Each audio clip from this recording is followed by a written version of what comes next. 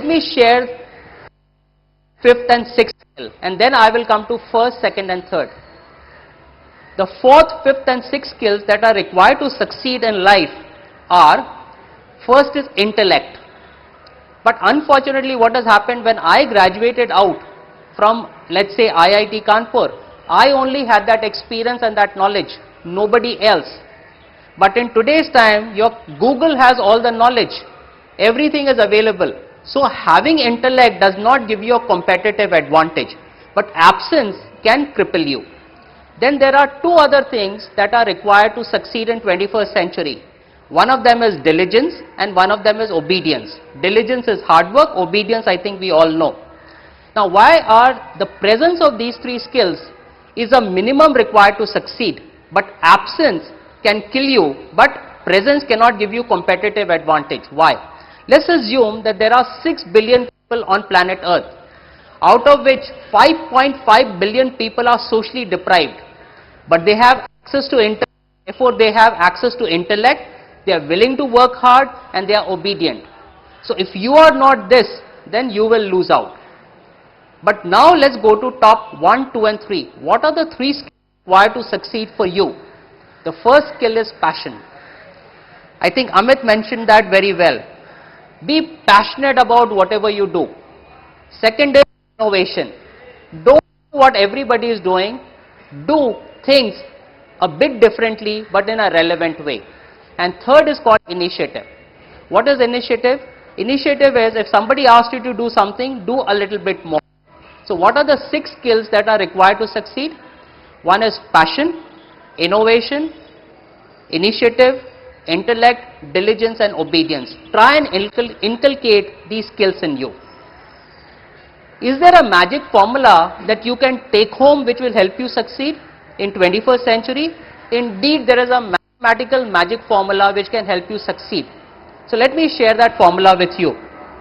It is said that in your area, whatever you are passionate about, if you spend 10,000 hours following that passion, then at the end, after you complete your 10,000 hours, you will be world class.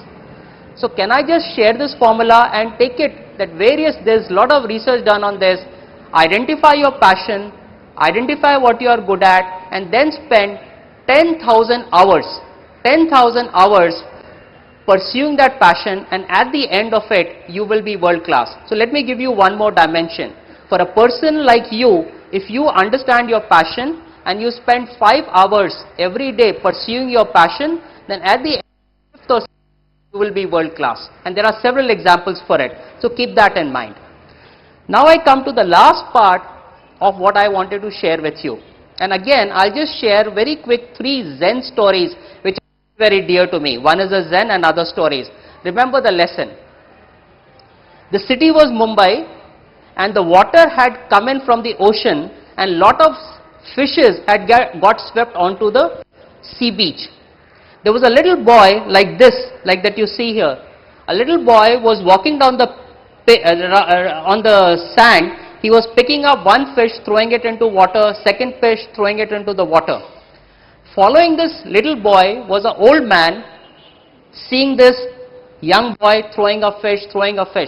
So this old man looked at this young boy and said, there are so many fishes. Does it make a difference?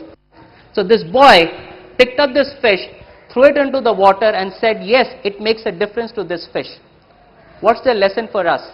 Lesson for us is simple. We can't change the world. But whatever job is given to us, we got to do it in such a way that it impacts and changes the world. The second story I want to share is a story told to us by the principal of the school where our son studied. The story was that there is a marble on the floor and there is a statue. The floor marble looked at the statue and said, life is unfair because people stand on me to admire you.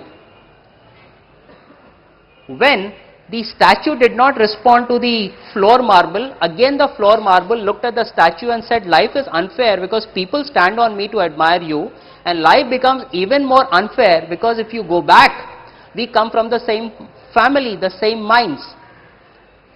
Hearing this, the statue then looked at the floor marble and said, do you think life is unfair? Do you remember when the sculptor picked you up to sculpt you. But each time he wanted to sculpt you, you became more difficult, more stronger, resisting him so that his chisel was flying off. Result was what? He became frustrated and he kept you down and he picked me up. When he picked me up, I told myself that if for 6 months I can resist the pain, then for the rest of my life I will have a great time. This lesson is true for each one of us. Never in your life tell yourself that life is unfair. Life is not unfair, it is we who make our life unfair.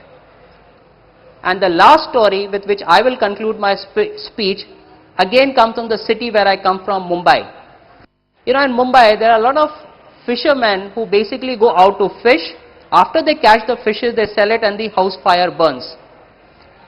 It was monsoon time, it was raining very heavily, and for 4 days the fisherman had not gone out to fish. And it was certain that uske kitchen mein khana nahi banega.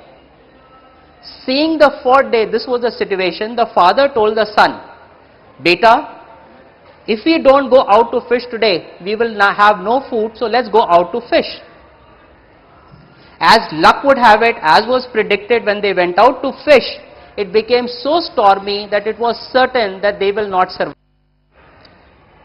Seeing the hopelessness of the situation, the son went and sat in one corner of the boat, giving up all hopes. Seeing that the son was sitting, given up all hope, the father walked up to him and said, "Son, this is the time, bete, this is the time when we got to work extra hard so that the prayers of your mother is answered." What do you think the mother must be doing? Praying to the God for the safe return of the son and the husband. The same is true for each of us.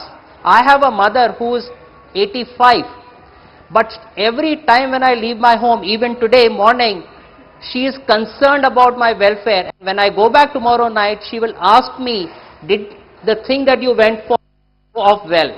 What is the lesson for us? Every parent, people who love us, basically want us to succeed, and they pray that the dreams and aspiration and our passions are realized. What is it in our hand that we can do to make sure that the prayers of our loved ones are answered? We have to work extra hard to make sure that the prayers of our loved ones are answered. Ladies and gentlemen, with this, I want to say a big thank you to you for the patience that you have displayed in such ample measure to hear me out. Thank you so much. God bless. Go out and conquer the world. But keep these lessons, what Mr. Amit said, and some of the life lessons that I shared with you, always at the back of your mind. And remember, if you do that, success, fame shall always follow you. Thank you so much. Thank you so much. Thank you. Thank you very much, sir. It was really very inspiring, interesting and wonderful speech. Thank you very much once again.